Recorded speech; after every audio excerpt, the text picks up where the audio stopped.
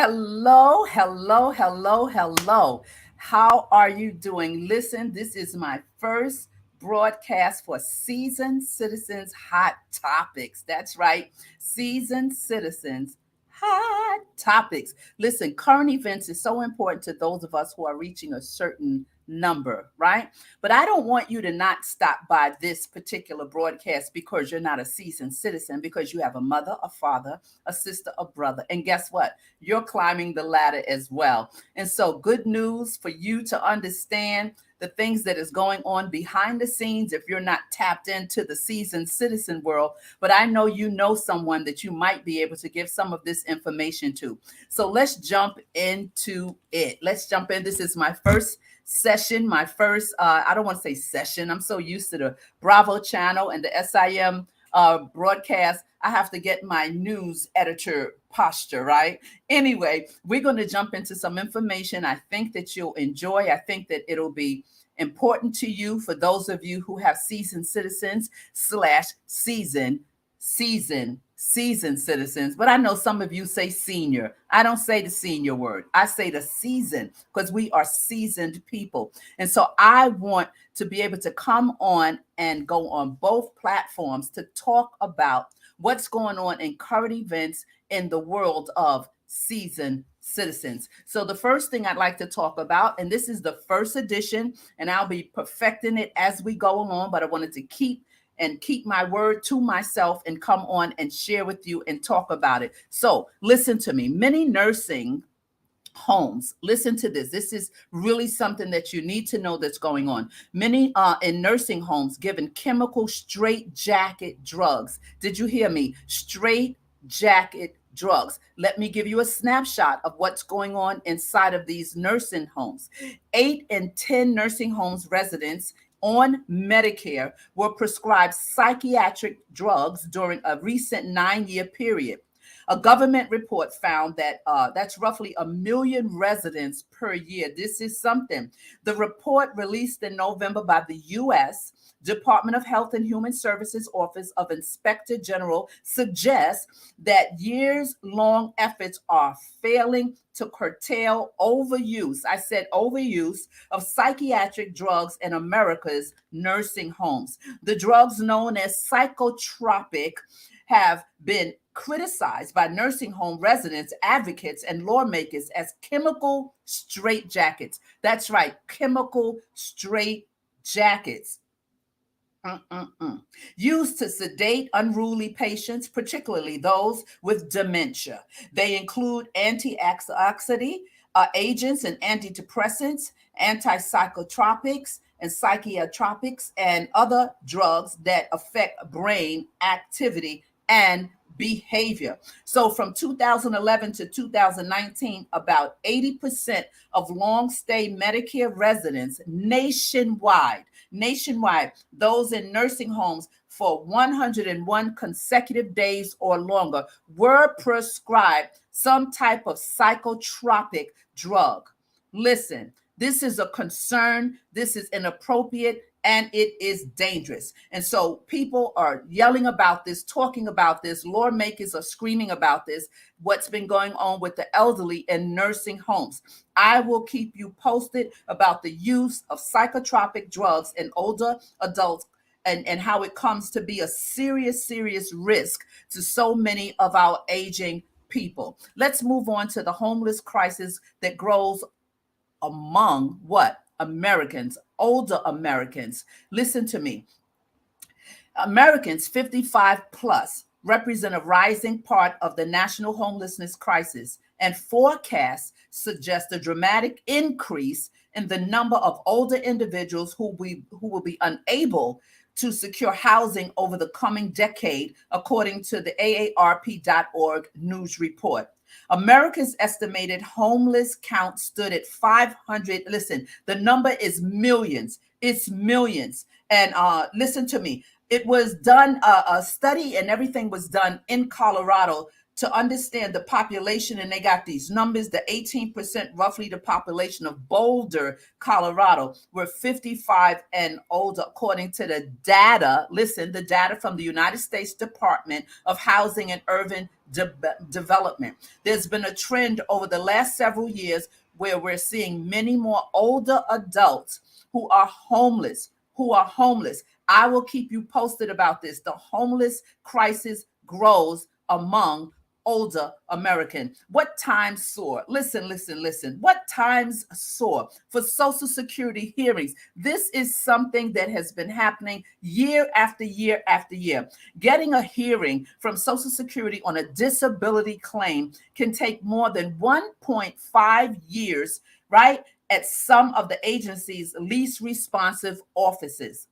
An analysis by AARP's Governmental and Government Affairs staff of September Social Security Administration data shows getting a resolution on other issues also was taking longer than ever.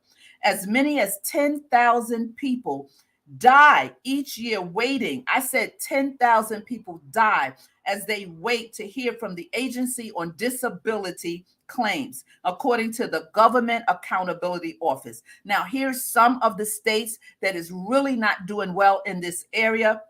Here are the average wait times in months for a disability claim hearing at 10 of the offices with the worst response times. I said the worst response time, meaning those that have these claims in, those that have these applications in. It's taking so long to get even an answer from them. So in Portland, Oregon, it's one of the ones that is on this list. We got Sacramento, California. We got San Francisco, California, and Colorado Springs. We got Huntington. We have Dallas, Texas, Albuquerque, New Mexico, Phoenix, Arizona, Rio Grande Valley, Texas, and Greenville, South Carolina. I'll get used to talking to you about this news and this current events. Give me a minute to settle in.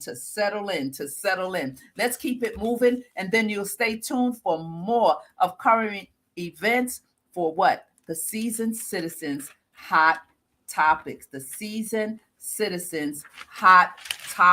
Let me go on and give you some news. The fight to what? Lower drug prices. This is something that we've been dealing with for years and years and years. Enrolled in Medicare and want to avoid shingles? This is a breakthrough. Good news is here. Finally, some good news. As of January 1, the shingles vaccine is free for enrollees with a Part D prescription drug plan. The shingles, listen, many people have gone to get the shingle shot and have been charged $200, $150, and many could not afford it. And if you know anything about the shingles, you know it's a very, very painful situation, and we don't want anyone to not be able to get this vaccine. So for enrollees with a Part D prescription drug plan, before this year, the 2-dose vaccine could run over $200 per dose. Enrolled in Medicare and need insulin for your diabetes is a question, right? Good news, more good news. Also, as of January 1st, your co-pay for a 30-day supply of insulin covered by your Medicare Part D plan is now, it's capped. I said it's capped at $35. During the pandemic, when insulin shortages emerged, a month's supply could cost hundreds of dollars. So those of you with Part D prescription on your Medicare, go ahead and check this out. If you've been waiting to get your shingle shot, go ahead and get your shingle shot, because now you do not have to pay for it as of January 1. Let's keep it moving, and then we're going to close, and guess what's going to happen? I'll be back with more Seasoned Citizen Hot Topics. Let's look at and see what's going on. You know what's going on right now? The heart disease war. Heart disease, it's constantly creeping up into the lives of our people. 75 years after it started, we're losing the battle against our number one killer. What is it, you ask me? Here's why and what will help you. It's heart disease. It's the question. It's the question and the answer. Listen to me. Many people are struggling and suffering with heart disease and don't even know that they have it. The return of the killer.